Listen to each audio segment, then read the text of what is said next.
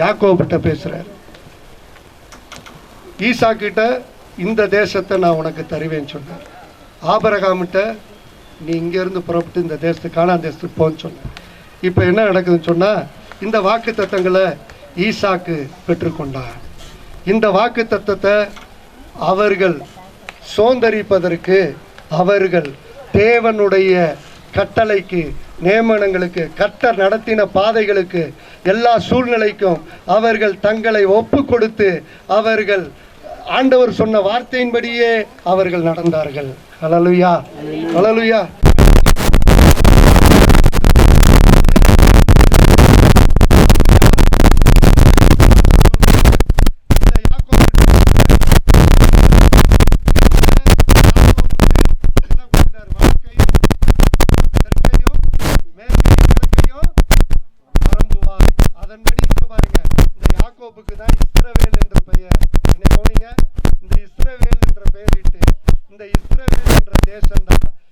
உலகத்தில் ஒரு நாடாக இருக்கு, குட்டி நாடு இஸ்ரவேல். இந்த யாக்கோபுக்கு பேர் ஆண்டவர் வச்சாரு இஸ்ரவேல்னு. அந்த இஸ்ரவேல் தேசம் தான் இந்த இஸ்ரவேல் தேசத்துல தான் இவர்களுக்கு பிறந்த 12 பிள்ளைகள், ரூபன், சிமியோன், இப்படி காத்து ஆசை சொல்லி 12 பிள்ளைகள் மூலமாக ஆண்டவர் சொன்ன வானத்தின் நட்சத்திரங்களை போல அவங்க இனங்கள் அழுகி பெருகி போனாங்க. ஹல்லேலூயா. இந்த ஜனக்கூட்டத்துக்கு தேவன் அவர்களுக்கு தகப்பனாய் இருந்தார். அந்த ஜனக்கூட்டத்துக்கு தன்னுடைய வாக்குத்தத்தத்தை கொடுத்தார், தன்னுடைய உடன்படிக்கையை கொடுத்தார். அவர்கள் நடக்க வேண்டிய வழிகளை சொல்லி சொல்லி நடத்தி வந்தார். அப்பா போயிட்டாரா, கவலைப்பட வேண்டாம். ஏன் கவலைப்பட வேண்டாம்? தேவன் இருக்கிறார். எல்லாரும் சொல்லுங்க, இயேசு இருக்கிறாரு. நான் போயிட்டேன்னா என் பிள்ளைகளோட யார் இருக்கா? யார் இருக்க போறா? தேவன் இயேசு இருக்க போகிறார். ஹல்லேலூயா, ஹல்லேலூயா. உங்க அப்பா போயிட்டாருன்னு சொல்லி கவலைப்பட தேவையில்லை, உங்க அம்மா போயிட்டாங்கன்னு சொல்லி கவலைப்பட தேவையில்லை. காரணம், சந்ததி சந்ததியாக பிள்ளைகளுக்கு தேவன் நான் அவர்களோடு இருப்பேன் என்று வாக்கு பண்ணி இருக்கிறார். ஹல்லேலூயா. உங்களோடு என்னோடு அவர் வாக்கு பண்ணி இருக்கிறார். இப்ப கவனமா கவனிச்சுட்டு வாங்க. இந்த இஸ்ரவேல் தேசத்துல ஆண்டவர் சொன்ன வாக்கு தத்தம் அநேக ஆண்டுகளுக்கு பின்பாக நிறைவேறினது. ஒரு குழந்தை பிறந்து வளர்த்து அந்த பெரிய பிள்ளையாகி அது திருமணம் முடிச்சு அதற்கு பின்பாக அதற்கு பிள்ளை பிறந்து அந்த வயசாகிறதுக்கு ஒரு குறிப்பிட்ட கால இடைவெளி ஆகிறது. தேவனுடைய வாக்கு தத்தம் நிறைவேறுவதற்கு தேவன் தன்னுடைய காலத்தின்படி, ஒரு காலத்தின்படி அவர்கள் வாழ்க்கையில வாக்கு தத்தத்தை நிறைவேற்றுகிறார். ஹல்லேலூயா. உங்க வாழ்க்கையில, என் வாழ்க்கையில அநேக வாக்கு தத்தத்தை ஆண்டவர் கொடுத்திருக்கிறார். ஒருவேளை நிறைவேறலையே, காலம் தாமதமா, தேவனுடைய காலத்துல தான் தேவனுடைய வாக்கு தத்தங்கள் நிறைவேறும். ஹல்லேலூயா. அவனுக்கு 75 வயசுல சொன்னாலும் 100 வயசுல தான் பிள்ளை பிறந்தது. தேவனுடைய வாக்கு தத்தங்கள் நிறைவேறுவதற்கு தேவனே ஒரு காலத்தை திட்டம் பண்ணி வைத்திருக்கிறார். இந்த காலத்துல தான் அவர் சொன்ன வாக்கு தத்தம் நிறைவேறும். ஹல்லேலூயா. அது வரைக்கும் அவர் சொன்ன சொல்லுக்கு கீழ்ப்படிஞ்சு நடக்கணும், அவருக்கு சத்தத்துக்கு கவனமா செவி கொடுக்கணும், அவரை உத்தமமாய் பின்பற்ற வேண்டும், அவருக்காக வாழுகிற அனுபவத்துக்குள்ளாக உறுதியாய் இருக்க வேண்டும். அசையக்கூடாது, நானல்ல போல கிறிஸ்தவ வாழ்க்கைக்குள்ளாக உறுதியாய் இருக்க வேண்டும். ஹல்லேலூயா, ஹல்லேலூயா. இப்ப என்ன நடக்குது பாருங்க. இப்படிப்பட்ட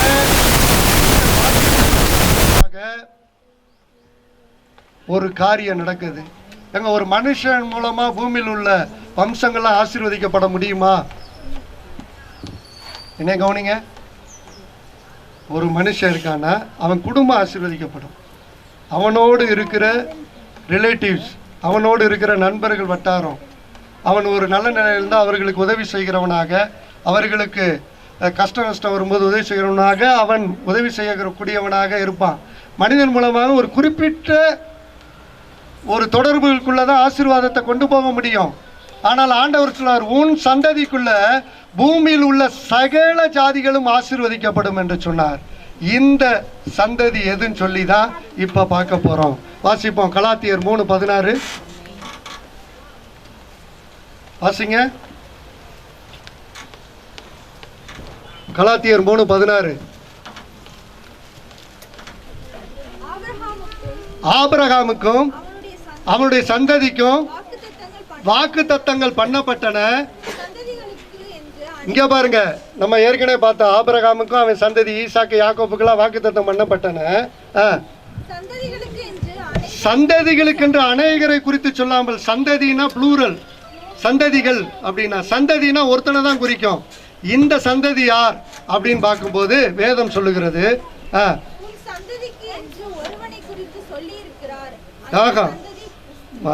மேல இருந்து வாசி, ஆபிரகாமுக்கும் அவனுடைய சந்ததிக்கும் வாக்கு தத்தங்கள் பண்ணப்பட்டன.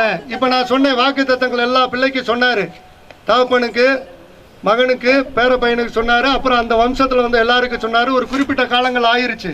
கிட்டத்தட்ட பூமி சிருஷ்டிக்கப்பட்டு 2250 வருஷம் ஆயிருச்சு யாக்கோபு பிறந்த போது. இப்ப அவங்களோட ஜெனரேஷன்லாம் பழகி பெருகிட்டாங்க. இப்ப என்ன நடக்குதுன்னா, ஆண்டவர் குறித்து சொல்லப்பட்டிருக்கு, வாக்கு தத்தங்கள் பண்ணப்பட்டன, சந்ததிகளுக்கென்று அநேகரை குறித்து சொல்லாமல். இங்க பாருங்க, அநேகருக்கு சொல்லல வாக்கு தத்தம். ஒரு மனுஷனை கூப்பிட்டு தான் பேசினார், உன் சந்ததி தான் ஆசீர்வதிக்கப்படுனார், உன் சந்ததிகள் ஆசீர்வதிக்கப்படும் சொல்லணும். இப்ப அந்த சந்ததி யாருன்னு பார்க்க போறோம். அநேகரை குறித்து சொல்லாமல் உன் சந்ததிக்கு என்று ஒருவனை குறித்து சொல்லி இருக்கிறார், அந்த சந்ததி கிறிஸ்துவே. ஹல்லேலூயா.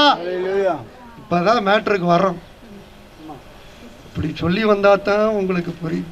கிட்டத்தட்ட வேதத்துல பல ஆயிரக்கணக்கான ஆண்டுகளை கடந்து வந்துட்டோம். பழைய ஏற்பாடு 4000 வருஷம்.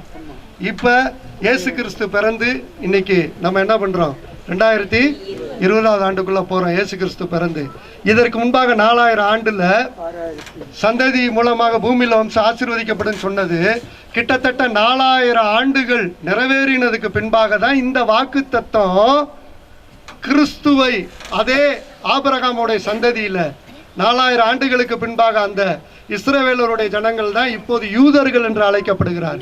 இந்த யூதர்களுக்குள்ள இயேசு கிறிஸ்து அந்த இஸ்ரவேல் தேசத்துல பெத்லகேம் என்னும் இடத்துல இன்றைக்கு இயேசு கிறிஸ்துடைய பிறப்பை நினைவு கூறுகிற இந்த நாள்ல ஒரு நாள் இயேசு கிறிஸ்து அங்கே பிறந்தார். ஹல்லேலூயா. இயேசு கிறிஸ்துவை மூலமா தான் பூமியில் உள்ள வம்சங்கள் எல்லாவற்றையும் ஆசீர்வதிக்கப்பட வேண்டும் என்று பிதாவானவர் ஆதீனத்திலே வைத்திருந்தார். அந்த திட்டத்தை நிறைவேற்றுவதற்கு தேவன் ஒரு தனிப்பட்ட மனிதனாய் ஆபிரகாமை தெரிந்து கொண்டு அதற்கு பின்பாக அவன் சந்ததிக்கெல்லாம் வாக்கு தத்தங்களை பண்ணி அவர்கள் பலுகி பெருகி வானச்சத்தின் நட்சத்திரங்களை போல பலுகி பெருகி அவர்களுக்கு என்று ஒரு தேசத்தை கொடுத்து அந்த இஸ்ரவேல் என்ற தேசத்தை உருவாக்கி அந்த தேசத்துக்குள்ளாக ஆண்டவராய் இயேசு கிறிஸ்து ஒரு நாள் பிறந்தார். ஹல்லேலூயா. ஹல்லேலூயா.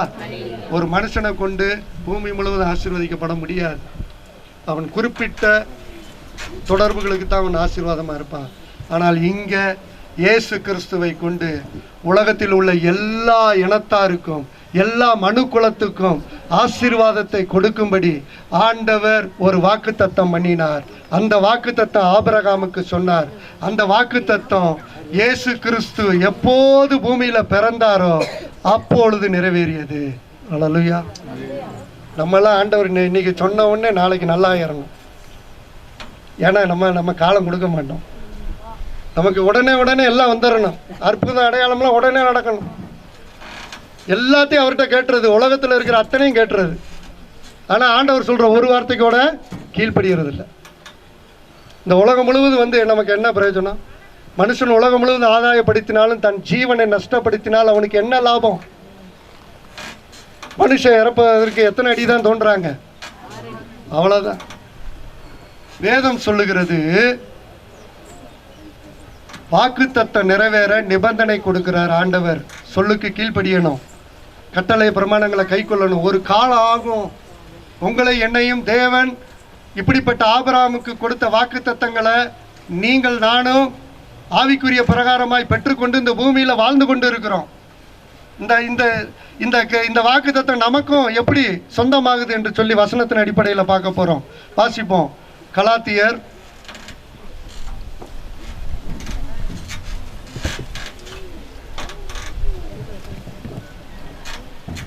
கிறிஸ்துவின் உடையவர்களானால் ஆபிரகாமின் சந்ததியராயும் வாக்கு தத்தத்தின்படியே சுதந்திரராயும் இருக்கிறீர்கள். ஹல்லேலூயா. கிறிஸ்துவை யார் ஏற்றுக்கொண்டாங்களோ கனெக்டிவிட்டி அங்க ஆயிருது. யாரோட போயிடுறோம்? ஆபிரகாமுடைய சந்ததியாகவும் வாக்குத்தத்தத்தின்படியே சுதந்திரமாகவும் இருக்கிறோம். ஹல்லேலூயா. சுதந்திரம்னா உங்க பிள்ளை இருக்கு பாருங்க, உங்க கர்ப்பத்துல பிறந்த பிள்ளை தான் சுதந்திரவாளி. அதுபோல தேவனுடைய பிள்ளைகள் என்ற சுதந்திரத்தை இயேசு கிறிஸ்து மூலமாக பிதாவாகிய தேவன் உங்களுக்கும் எனக்கும் இப்படிப்பட்ட பாக்கியத்தை கொடுத்திருக்கிறார். ஹல்லேலூயா, ஹல்லேலூயா. வேதம் சொல்லுகிறது, இந்த வாக்குத்தத்தங்கள் நிறைவேற தேவனுக்கு கீழ்ப்படியணும். தேவனுடைய காலத்தின் திட்டத்தின்படி செய்வார். தேவனுடைய கற்பனைகளை கை கொள்ள வேண்டும். அடுத்தது, நாம் இப்படி ஆண்டவரை பின்பற்றி செல்லும் போது நம்ம வாழ்க்கையில தேவன் வைத்திருக்கிற நன்மைகளை, தேவன் வைத்திருக்கிற காரியங்கள் நிறைவேறுவதற்கு ஒரு காலங்கள் உண்டாகும். அந்த காலத்துல தேவன் என்ன பண்றவர்னா, நம்மளுடைய வாழ்க்கைக்குள்ள அவர் எல்லா காரியங்களை கண்ணோக்கி பார்க்கிறார். அந்த இஸ்ரவேல் ஜனங்களுடைய வாழ்க்கையில அவர் கண்ணோக்கி பார்த்தார். வாசிப்போம், யாத்திராம் புஸ்தகம் 2ஆம் அதிகாரம் 23வது வசனம்.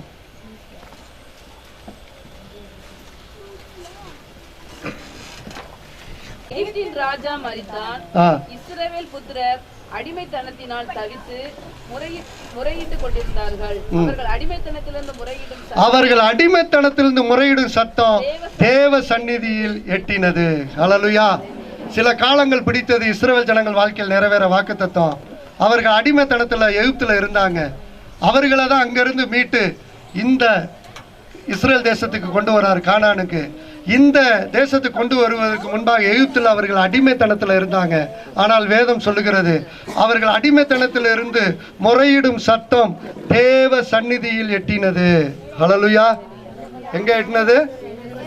தேவ சந்நிதி எட்டினது. உங்களுடைய வாழ்க்கையில, என்னுடைய வாழ்க்கையில இருக்கிற பாடுகள், உபத்திரவங்கள், நம்மளுடைய எல்லா விதமான காரியங்களை ஒரு விடுதலை உண்டாகல, ஒரு சமாதானம் வரல, எல்லா இழப்புகள் தான், எல்லா போராட்டங்க தான், எல்லாம் ஆச்சு. நான் எல்லா சூழ்நிலை கைவிடப்பட்டு இருக்கிறேன். எல்லா விதமான சூழ்நிலைகளை நான் கைவிடப்பட்டு நான் ஒரு அடிமைத்தனத்துக்குள்ளாக இருக்கிறேன் என்று சொல்லி ஒருவேளை இந்த கால வேளையில் வந்திருக்கிற நீங்கள் நினைப்பீர்கள் என்றால், உங்களோடு தேவன், உங்களோடு அவர் பேசுகிற ஒரு காரியம், அவர் என்ன பண்றாரா, தேவன் அவர்கள் பெருமூச்சை கேட்டு ஆபிரகாமோடு, ஈசாக்கோடு, யாக்கோபோடு செய்த உடன்படிக்கை நினைவு கூர்ந்தார். தேவன் இஸ்ரவேல் புத்திரரை கண்ணோக்கினார். தேவன் அவர்களை நினைத்தள்ளினார். ஹல்லேலூயா. தேவன் உங்களுடைய என்னுடைய வாழ்க்கையில் அந்த 2020வது ஆண்டு உங்களை என்னையும் கண்ணோக்கி பார்ப்பார். ஹல்லேலூயா, ஹல்லேலூயா. நிச்சயமா விசுவாசிக்க வேண்டும். கண்ணோக்கி பார்ப்பார். வேதம் சொல்லுகிறது, தேவன் இஸ்ரவேல் புத்திரருடைய கண்ணோக்கினார், தேவன் அவர்களை நினைத்தருளினார்.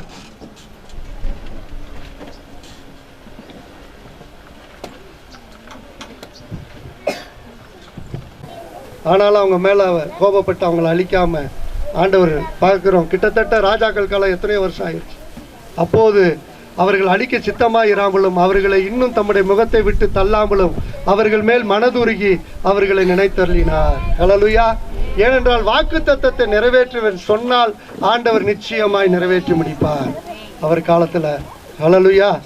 அவர் நினைத்தருளினார். இப்போது நாம் வாசிப்போம். தேவனுடைய வாக்கு தத்தத்துக்கு எதிராக இன்றைக்கும், அன்றைக்கு பார்வோனின் அடிமைத்தனம் இருந்தது போல இன்றைக்கு பிசாசினுடைய அடிமைத்தனம் தேவனுடைய வாக்கு தத்தத்தை சுதந்தரிப்பதற்கு தடையாய் இருக்கிறது. என்ன கவனிங்க, தேவனுடைய வாக்கு தத்தம், நம்மெல்லாம் கிறிஸ்துவை ஏற்றுக்கொண்டதுனால நம்ம யாரோட கனெக்ட் ஆகிட்டோம்? ஆபிரகாமோட போயிட்டோம்.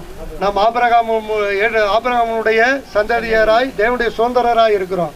நாம் வாக்கு தத்தத்தின் ஆசீர்வாதங்களை சுதந்தரிக்க நமக்குள்ளாக இருக்கிற பாவங்களை, எல்லா காரியங்களை விட்டு நாம் அகற்ற வேண்டும்.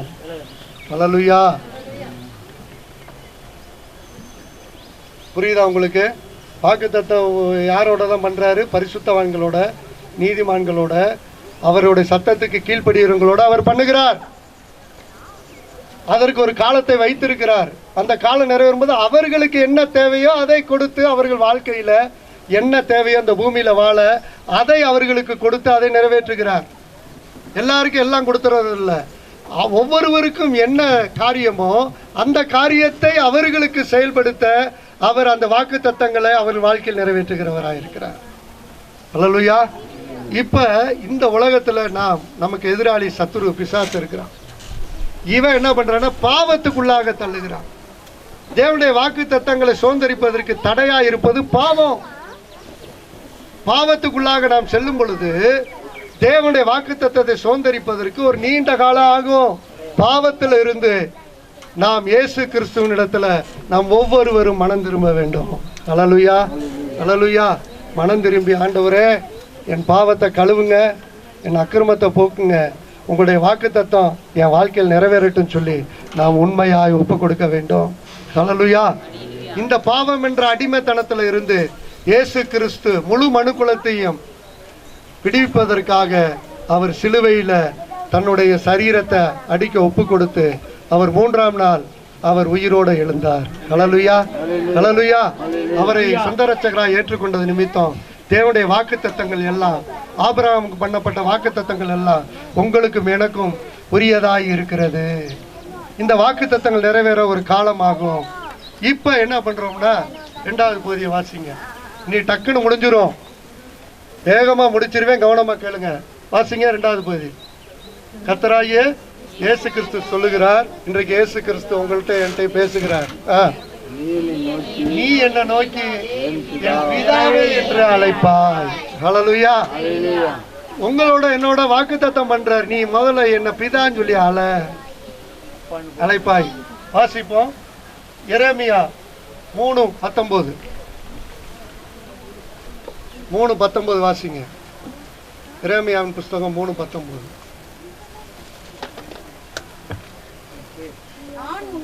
நான் உன்னை பிள்ளைகளின் வரிசையில் வைத்து ஜனக்கூட்டங்களுக்குள்ளே நல்ல சுதந்திரமாகிய தேசத்தை உனக்கு கொடுப்பது எப்படி என்று சொன்னேன். ஆனாலும் நீ என்னை நோக்கி என் பிதாவே என்று அழைப்பாய். நீ என்னை விட்டு விலகுவதில்லை. இங்க பாருங்க, போதுங்க, இந்த 2 வார்த்தை மறந்துடாதீங்க. ஆனாலும் நீ என்னை நோக்கி என் பிதாவே என்று அழைப்பாய், நீ என்னை விட்டு விலகுவதில்லை. ஹல்லேலூயா. ஏன் நம்ம அவரை விட்டு விலகிறதில்லை? நம்ம ஏன் அவரை பிதான்னு சொல்லி அழைக்கணும்? அவர் நம்மளோடு வாக்குத்தத்தம் பண்ணி இருக்கிறார். ஏன் விலகுறது இல்லைன்னா அவர் சொல்லியிருக்கிறார், உங்களை என்னையும் பார்த்து நான் உன்னை விட்டு விலகுவதும் இல்லை, கைவிடுவதும் இல்லை. அவர் நம்மளை விட்டு விலகி போனா தான் நம்ம அவரை விட்டு விலகி போக முடியும். நீங்க எங்க போனாலும் உங்களை விட மாட்டார். ஹல்லேலூயா, ஹல்லேலூயா. நீ என் பிதாவே என்று அழைப்பாய்.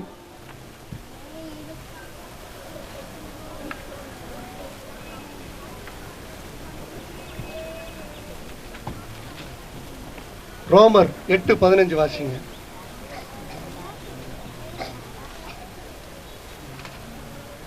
ரோமர் 8:15. அந்தபடி திரும்பவும் பயப்படுகிறதற்கு நீங்கள் அடிமைத்தன ஆவியை பெறாமல் அப்பா பிதாவே என்று கூப்பிட பண்ணுகிற புத்திர சுவிகாரத்தின் ஆவியை பெற்றீர்கள். ஹல்லேலூயா. இந்த பூமியில இயேசு கிறிஸ்து பிறந்து பிதாவோடு ஜெபம் பண்ணினார். அப்பா பிதாவே என்று இயேசு தேவனோடு ஜெபம் பண்ணினார். பரமண்டல ஜெபம் பண்றோம், பரலோகத்தில் இருக்கிற எங்கள் பிதாவே. இயேசு பிதாவோடு ஜெபம் பண்ணார். இயேசுக்குள்ள அந்த புத்திர சுவிகாரத்தின் ஆவியை பிதா அனுப்பினார். அந்த ஆவியை இயேசு கிறிஸ்துவை நம்ம ஏற்றுக்கொண்டதுனால நம்மளையும் என்ன சொல்லி கூப்பிட சொல்லுகிறார்? நீ என்னை நோக்கி அப்பா பிதாவே என்று அழை, நீ என்னை நோக்கி பிதாவே என்று அழைப்பாய். இந்த புத்திர சுவிகாரத்தின் ஆவியை நமக்கு கொடுத்திருக்கிறார். வாசிப்போம். கலாத்தியர் 4:3.